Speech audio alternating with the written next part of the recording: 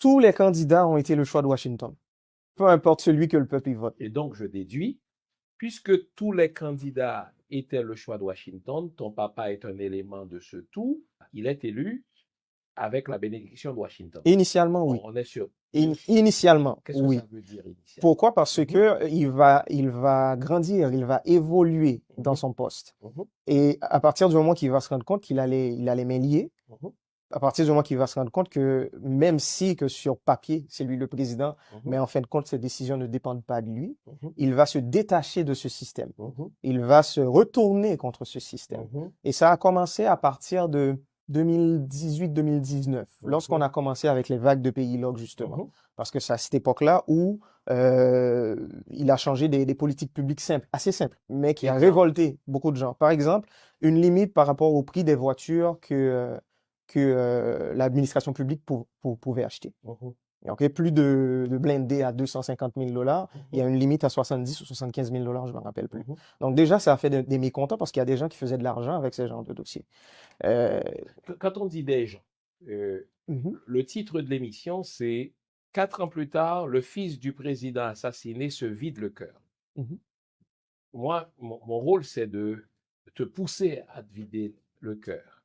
Il y a des gens, il y a 12 millions d'Haïtiens, on s'entend.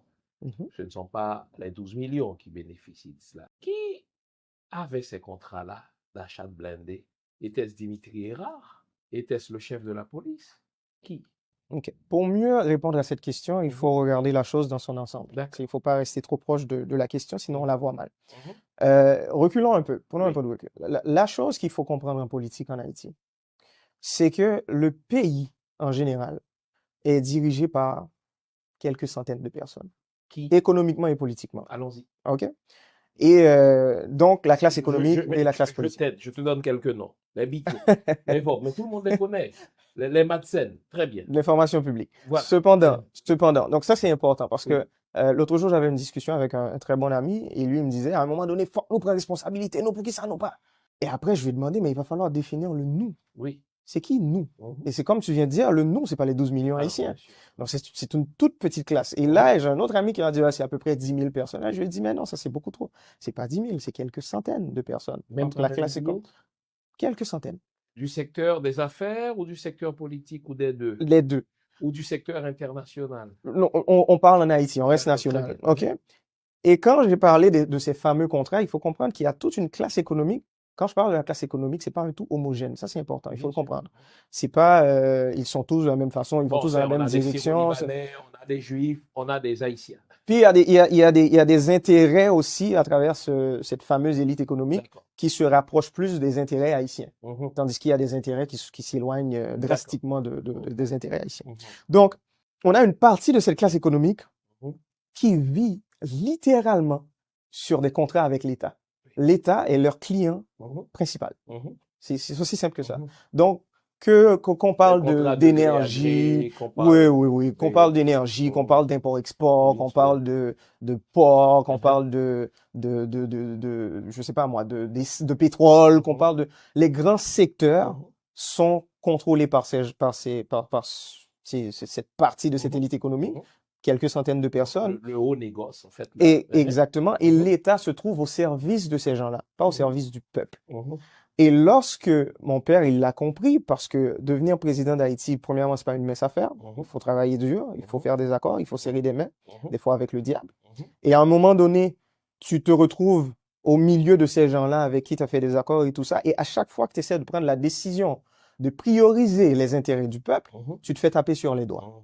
Donc, à un moment donné, lui, il a pris sa position en main et on a eu cette conversation précisément le 7 février 2021, moi et mon père, et on parlait d'un sujet assez sensible. Donc, 5 mois avant son assassinat. Exactement. Et on a parlé de la mort parce que je lui ai dit, moi, je ne vois pas pourquoi on ne devrait pas aller dans cette direction.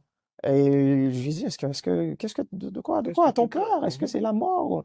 Je lui ai dit, moi, je préfère mourir en prenant ce genre de direction, au lieu de me tomber dans mâche ou bien machine frappée, tu vois, ce genre de... Tu préfères mourir pour une cause. Exactement. Et ce jour-là, il me l'a dit, je parlais à un autre ami, ça fait pas longtemps, puis qui me disait, les gens, lorsqu'ils sont prêts à partir, ils nous le disent. Moi, mon père me l'a dit 5 mois avant. Il m'a dit, moi, je suis prêt, j'ai fait tout ce que j'avais à faire. Et dans la direction où je vais aller dans cette direction. Était-ce une posture ou une conviction? Quand il a dit, Pure je suis prêt, conviction. pure conviction. Pure conviction. Connaissant Jovenel Moïse, il n'est pas capable de... et c'est pour ça qu'il a gagné les élections, en fait. Il n'est pas capable de bluffer. Il n'est pas capable, bon, pour lui, c'est comme s'il ne respectait pas son autonomie en tant qu'être humain. Faire les choses à moitié. Tout ce qu'il te dit, il te le dit, à 120%.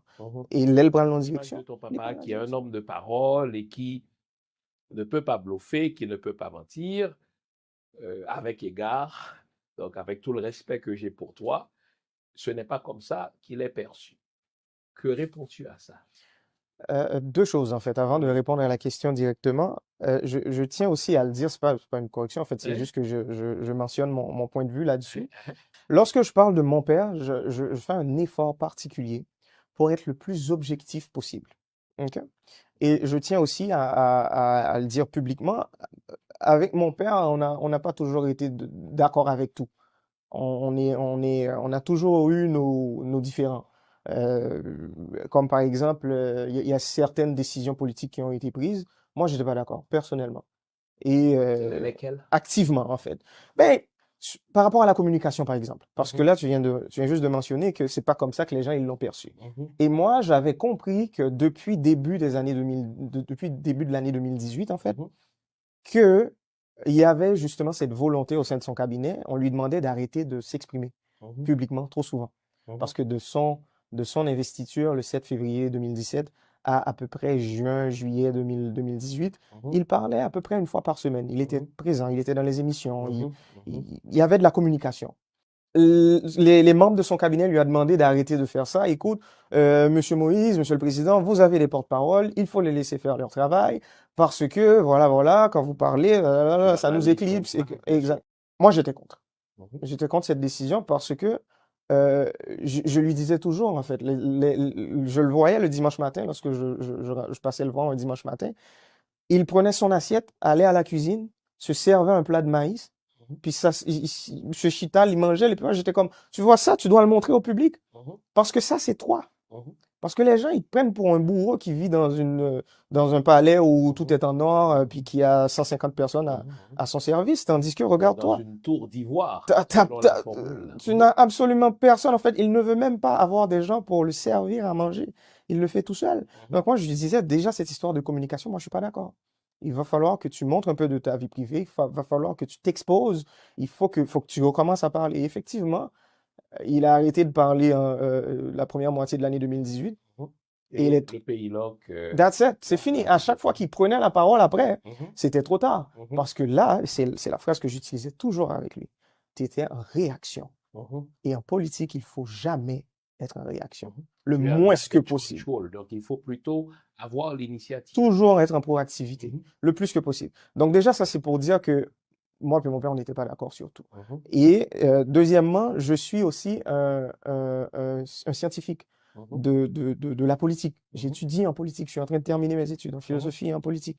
Donc, mon approche ou mes analyses sur le mandat de mon père, il y a la dimension personnelle, c'est un fils, mais il y a aussi la dimension professionnelle ou la dimension scientifique. C'est un politologue, c'est un analyste politique. La dimension technique. Donc c'est pour ça que je parle d'ingénierie sociale, ok? Et aussi pourquoi, comme tu viens de dire, les politiciens haïtiens, ils ont à un certain niveau respecté ce profil de corrupteur, mais c'est parce que avec corrompu. Exactement, c'est parce qu'avec cette nouvelle culture politique, les personnes qui ne veulent pas se faire corrompre ne s'approchent pas de la politique.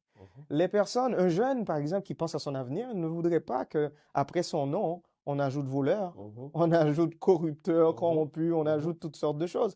Donc les personnes qui ont vraiment une tête sur les épaules se sont retirées de la politique ou ils sont restés relativement très loin de la politique. Mon père, je m'en rappelle, je viens juste de te le dire à l'introduction de cette émission, j'écrivais beaucoup lorsque j'étais jeune déjà. Et j'étais très engagé. Il y avait un concours à l'Alliance française et le texte, c'était Si j'étais président. C'était ça le texte. On est en 2009. Là. De la République. Pour le nombre, tiens, chanter ça. Bon, ok. Donc là, il partait le texte, il donne un titre, puis là, tu écris. Moi, j'ai préparé mon texte et tout. Et mon père, Je lui ai demandé de porter correction à ce texte. Et là, il m'a dit, je te comprends pas, tu vas dans quelle direction, là? C'est quoi cette histoire de politique? Mais tu vois pas ce qui se passe autour de toi. T'as jamais, ou pas jamais fait nouvelle. Et là, je suis comme, mais non, m'intéresser à ce qui se passe chez moi, je veux pas être acteur politique. C'est juste que pour ton regard critique sur ça qui a passé. Un engagement citoyen. Exactement. Donc déjà, même mon père, comme je te l'ai Je dit, mettais en garde. il était très distant par rapport à la politique. De ce fait, lorsqu'il a décidé d'accepter de devenir candidat, il m'a fait rentrer de Montréal. Il m'a fait rentrer de Montréal une fin de semaine. Je suis arrivé au Cap-Haïtien, au Trou du Nord, au nord-est d'Haïti. Je suis resté là 8 heures de temps, juste pour qu'il puisse m'annoncer qu'il va être candidat. Et ensuite, je devrais repartir le lendemain parce que j'avais un examen le lundi matin pour revenir à Montréal.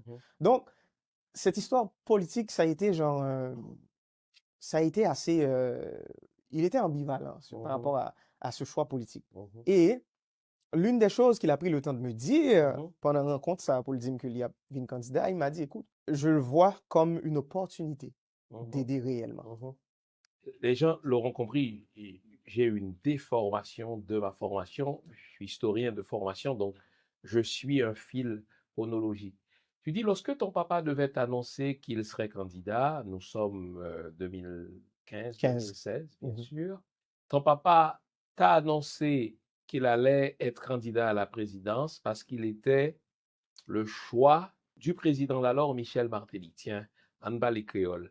Président Aristide te lance son phrase dans le discours, parrain châtela, manger châtela, même moun fou saisi. C'est le langage très sibyllin de Jean-Bertrand Aristide pour dire ce que tout le monde comprend, que Martelly a fait nommer Jovenel et il l'a assassiné au point que même les fous sont surpris. Était-ce un piège? 4 ans plus tard, nous sommes 2015, donc 10 ans plus tard, tu regardes la chose a posteriori. Est-ce que tu t'es dit, putain, il a entraîné mon père dans une espèce d'attrape-nigo, dans une souricière pour être son jouet, et lorsque ton père a voulu échapper à son contrôle, il l'a bouffé tout cru. Enfin, on essaie de comprendre le jeu de mots d'Aristide. Parrain châtela, manger châtela, même mon fou saisi. Toi, faisons une petite digression là. Ouais. En fait, premier bagage m'a dit, c'est que il est vraiment important que moi me toujours rappeler que jusqu'à présent, nous avons enquête en cours, nous avons non capacité, on a les preuves nécessaires que nous avons à administration judiciaire qui concerne soit Haïti, soit au niveau international, pour nous assurer que les noms, nous pas juste citer dans la presse, nous pas juste dire nous penser, nous croire que non, faut que ça soit tangible. Et je pense que ça nous aujourd'hui là, c'est exactement le même bagage moi tout 4 ans l'aime parler de ça. Donc, est-ce que je vais dire que telle personne, on parle de Martelly. Oui, exactement. Pour me dire Martelly fait ci, fait ça, et puis ça a été un grand piège, en fait, il est allé sur 10 ans.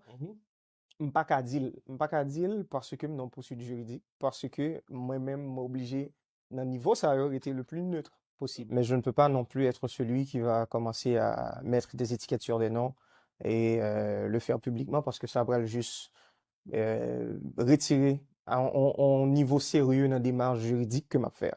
Parce que je l'ai dit à un membre de la famille depuis 2021 qui voulait poursuivre des gens, mais avec des noms, comprendre, mettre des noms mon sur liste et puis poursuivre tout le monde en même temps. Et je lui ai dit non, ça c'est un acte politique. Et mon a répondu moi avec raison que tout à fait, assassinat soit assassinat politique. Faut un acte politique. Et je lui ai dit oui, oui, oui. Tu fais un acte politique, ils vont te répondre par un acte politique. Et au pas national pour continuer à gouverner au politiquement qu'on y a. Tandis que, si on était dans le juridique, là, ou plus ou moins qu'à continuer à gouverner avec eux, ou plus ou moins qu'à porter preuve, ou plus ou moins qu'à faire bruit, ou plus ou moins qu'à faire balance l'empanché. Donc c'est, et je pense que c'est ça bonne raison quelques années plus tard, parce que justement, acte politique que tu fait un backlash, les retourner sur lui, parce que tu t'es attaqué à des gens qui sont sur le pouvoir, des gens qui ont carrément fait non ou paraître dans le dossier, des gens qui, moi je l'ai déjà vu en Haïti, des gens qui ont fait un numéro patent en compagnie paraître son rapport que ça fait aucun sens. Donc, faut vraiment faire attention. Moi, je savais, j'ai choisi mon combat, même si je voulais que le clair que moi, tant qu'il y a un monde qui complètement aveugle. Je prends toujours un exemple ça, là, je parler de dossier ça. C'est comme si tu as 100 personnes dans une salle cinéma et puis il y a un monde qui est assassiné. En ce qui me concerne, peu importe qui est l'autre 99, l'autre monde, tout suspect pour moi. Jusqu'à ce que la justice dise autrement. Ou jusqu'à ce que me satisfasse à la justice dise non. Parce que la justice, quand dit non, bah, que ne pas satisfaire elle. C'est pour ça qu'on a des équipes légales. C'est pour ça que les urbains, nous, quand ils prennent une décision, ils ont non direction, nous là pour nous faire appel, nous là pour nous assurer, nous que, bref. Mais revenons à la question initiale, qui concerne justement le choix de mon père en tant que candidat en 2015. La première chose, et ça c'est une perception que j'essaie de rendre scientifique, en fait. Ma travail sur lui. Même pensée me proche. Il n'y a pas de faiseur de roi haïtien.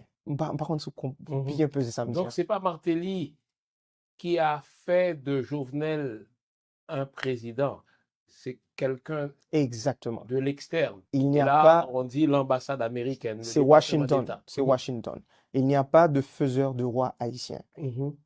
Là, nous, rété focus sur faiseurs, soi-disant les faiseurs de roi haïtiens, nous chiffre focus nous justement, on ne se concentre plus sur le vrai problème. On ne se concentre plus sur le lieu de pouvoir, le vrai côté lié, hein, parce que nous mettons le sous yon monde, parce que nous plaçons le sous yon petit groupe monde même. Des fois, c'est pas juste une personne.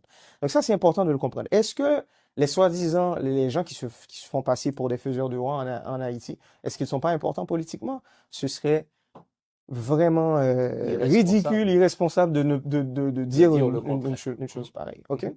Cependant, il n'y a pas de faiseur de roi ici. Maintenant, dans cette logique, lors en 2015, puisque c'est une dernière période de campagne électorale que nous avons qui aboutit.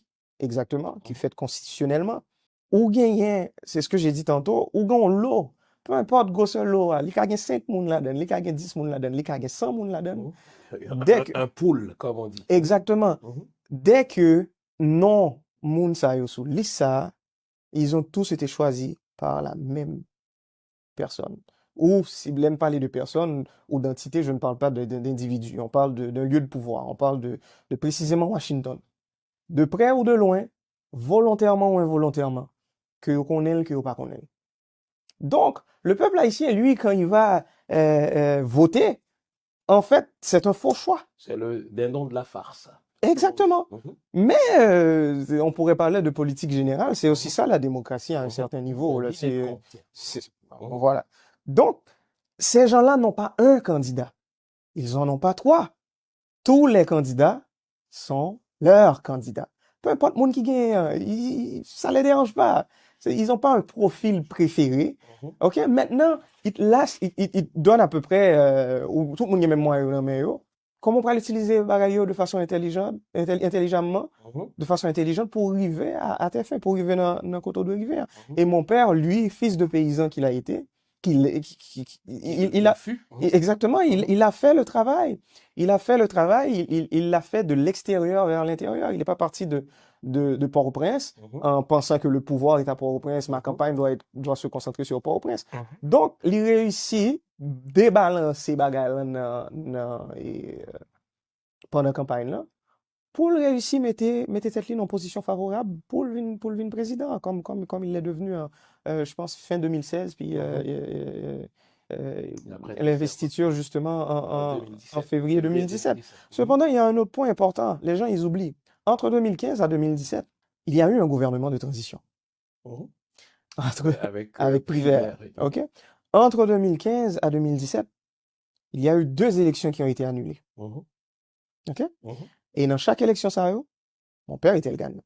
Donc, ce qui veut dire, le système, à un moment donné, est-ce que le système voyait qu'il y avait un déviant, qu'ils étaient en train de construire un déviant, qu'il allait probablement plus tard changer d'avis, qu'il allait probablement plus tard rester sur ses positions sans ne pas quitter tête l'influence? Est-ce que c'était ça? Mais une chose est sûre, et ça, par contre, si un peu le monde connaît, mais moi, je vais vous le dire. Lorsque Privert est devenu président de la République, après le départ de Martelly en février 2016, le parti politique, c'était parti haïtien tel calais, PHTK, c'est sous parti ça que papa m'a présenté comme président. Le parti l'a abandonné. Qui le ça? Oui, dis-moi non. Non, mais c'est ça. Parce que m'pas j'entends des Martelly désavoué. bah, j'entendais aucun ponte de parti a dit, écoutez, monsieur pas candidat nous encore. Donc, ça, c'est la première fois que j'entendais. Justement. Et ça, pourquoi c'est important? Parce que si on comprend un épisode, ça, on peut le comprendre tout le reste. Tu vas comprendre 2021, tu vas comprendre les mois qui ont précédé 2021, tu vas comprendre de cette histoire de pays loc. Mais il faut comprendre partie ça. Le parti l'a laissé tomber. Ils l'ont fait, premièrement, lorsqu'ils ont décidé que, écoute, nous, on va annuler les élections parce que le parti était au pouvoir. On annule les élections, puis 7 février, c'est rendu. Le parti était au pouvoir. PHTK était au pouvoir. Donc oui, c'est Martelly qui organisait des élections. Exactement. Mais après, c'est Privert. Oui, mais avant d'arriver à Privert, Martelly aurait pu terminer les élections. Oui, mais il y avait le public n'y croyait pas. Oh non, ça a été une décision strictement politique. Ça n'a pas été une décision du public. Le public, au contraire, disait que vous pouvez le faire 1000 fois. Jovenel Moïse, il va gagner à chaque fois parce qu'on va voter pour la même personne. Quand tu dis le public, c'est qui? On parle des gens qui ont voté, moins d'1 million de personnes en passant qui ont voté.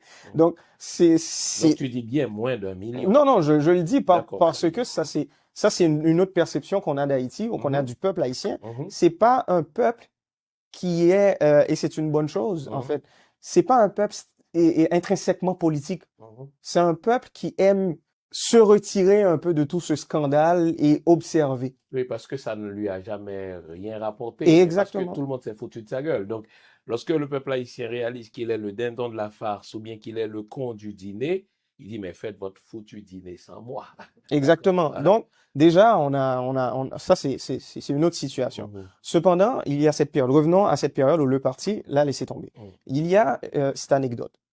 Mon père a été voir, avec un associé, il a été voir les membres du parti. OK? Réunion, il les a convoqués. Écoute, les membres du parti sont là. On parle de début 2016. OK? Début 2016. Exactement. Est-ce que nous sommes sous Privert ou encore sous Martelly? Juste avant le départ de Martelly. Donc, nous sommes sous Martelly. Exactement. Et c'est lui qui me l'a raconté, cette histoire en passant. Alors, il va voir les membres du parti et il les dit, écoute, monsieur... Martelly est là-dedans? Oui, tous les membres du parti sont là. Monsieur, ok, nous comprenons l'affaire élection extrêmement politique. Il va pas annuler l'élection, on va comme ça, ou bien c'est deuxième tour, je me rappelle plus si deuxième tour était annulé à cette époque. Mais l'essentiel de l'histoire, c'est que moi, je suis encore prêt à me battre. Et me penser que sinon, ensemble, n'a gagné quand même. OK? Donc là, il a dit, écoute, moi-même, il avait 2 millions de gouttes sur lui. Avec son associé, il a, avant l'entrée dans la réunion, il a associé un bon million de gouttes, il a un bon million. Et puis, il dit, le 1 million de gouttes, à l'époque, c'est 10 000, 12 000 dollars américains. OK? Donc là, il arrive, puis symboliquement, sur la table, tout le monde est là, lui dit, écoute, moi, j'amène mon argent. OK? Je m'y mets. Je vais me mettre dans la balance, on fait bagaille ensemble, on va avancer. Il a mis son argent. Et